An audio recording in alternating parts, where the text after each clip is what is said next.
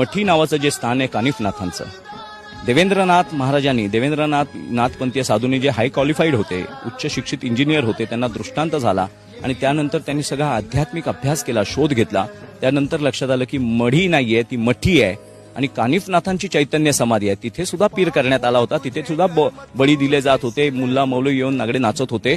पण जेव्हा देवेंद्रनाथ महाराजांनी मुंबई हायकोर्टामध्ये सगळा विषय विस्तृत मांडला, सर्व ग्रंथांचे ऐतिहासिक संदर्भ दिले आणि अभ्यासाअंती हायकोर्टाला कळलं की खरोखर ही नाथ संप्रदायाची समाधी आहे. त्यानंतर तिथे पूर्ण मठी गावातल्या मरकडांना वगैरे पूजेचे अधिकार दिले आणि आज ते कानिफनाथांचं स्थान आहे आणि त्याचे पूर्व ऐतिहासिक संदर्भ पण मिळत होते. पण हिंदूंचा स्वभाव उपद्रवी नसल्यामुळे, न्यूसेन्स व्हॅल्यू हिंदूंकडे नसल्यामुळे, सर्वे सुखिना संतु सर्वे संतु निरामया अशी निरागसता निष्पापता असल्यामुळे त्या प्रामाणिकपणाचा गैरफायदा घेऊन भारतीय आध्यात्मिक केंद्रांवरती अतिक्रमण करून भारताचं धर्मांतरण करायचं असं एक मोठं षडयंत्र या पीरांच्या नावाने चालवलं जातं.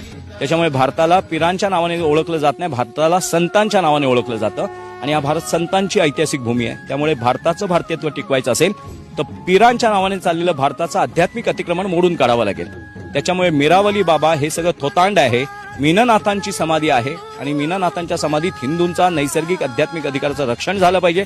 तिथलं अतिक्रमण इथल्या प्रशासनाने, शासनाने आणि इथल्या मूळ नागरिकांनी याचा विरोध केला पाहिजे, उठाव केला पाहिजे.